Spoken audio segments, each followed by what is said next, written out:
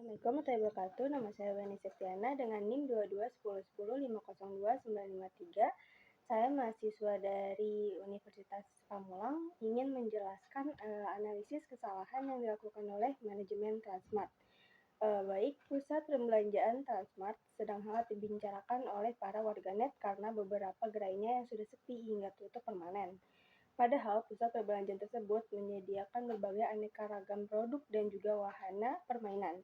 Beberapa pihak berspekulasi bahwa perusahaan sedang menghadapi masalah finansial, sementara itu pihak lain percaya bahwa penutupan adalah langkah strategis untuk mengkonsolidasikan operasional.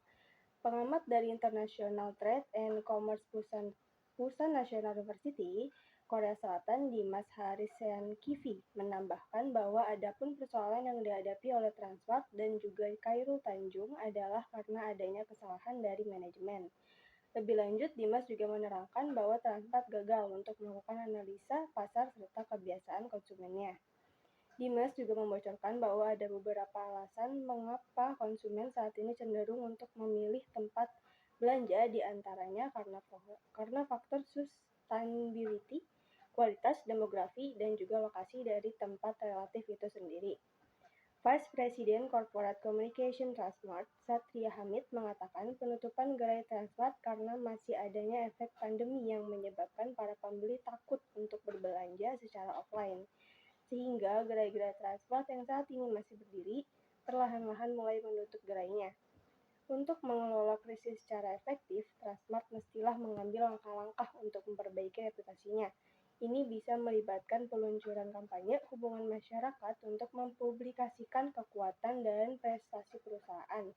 Langkah ini juga sekaligus guna mengimbangi opini publik yang perlahan-lahan mereduksi merek dari Transmart itu sendiri akibat penutupan beberapa gerai retailnya. Cara Transmart menangani krisis ini akan berdampak signifikan pada masa depannya jika perusahaan mampu mengelola krisis secara efektif. Ia dapat muncul lebih kuat dari sebelumnya. Namun, jika perusahaan gagal mengambil langkah-langkah untuk perbaiki reputasinya, hal ini dapat menyebabkan kerugian yang berkepanjangan. Ada beberapa langkah strategis yang dapat dilakukan oleh manajemen Transmart dalam memanajemen krisis. Pertama, transparansi. Transmart mestilah transparan akan alasan penutupan dan langkah-langkah yang diambil untuk mengurangi kerusakan reputasi. Perusahaan harus membuat informasi yang jelas dan ringkas kepada pelanggan dan investornya dan harus bersedia menjawab pertanyaan stakeholders. Kedua, empati. Transmart perlu berempati terhadap kekhawatiran pelanggan dan investornya. Perusahaan harus memahami bahwa penutupan telah menyebabkan ketidakpastian dan kekhawatiran dan harus melakukan yang terbaik untuk mengatasi masalah tersebut. Ketiga, ketanggapan. Transmart harus tanggap terhadap pertanyaan dan kekhawatiran pelanggan dan investornya. Perusahaan tidak boleh mengabaikan atau menepis pertanyaan mereka dan harus memastikan untuk menjawabnya tepat waktu.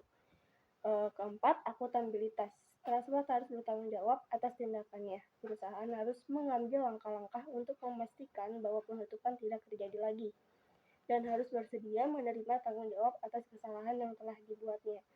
Selain keempat langkah strategis tadi, Transmart juga perlu proaktif dalam komunikasi krisisnya. Perusahaan seharusnya tidak menunggu krisis mencapai puncaknya sebelum mulai berkomunikasi dengan para pemangku kepentingannya. Transmart harus mulai berkomunikasi lebih awal dan sering dan harus menggunakan semua saluran komunikasinya untuk menjangkau pemangku kepentingannya.